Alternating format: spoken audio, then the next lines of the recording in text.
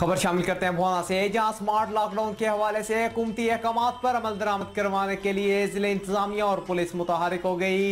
इसी हवाले से मजीद जानते हैं बिग न्यूज के नुमाइंदे मोहम्मद अफजल रमाना की इस रिपोर्ट में। भुवना लॉकडाउन के हवाले से हुकूमती अहकामात और SOPs पर अमल दरामद कराने के लिए तहसील इंतजामिया और पुलिस मुतहरिक दिखाई देती है। असिस्टेंट कमिश्नर भुवना मैडम इकरा मुस्तफ़ा ने पुलिस के हमरा शहर का दौरा किया।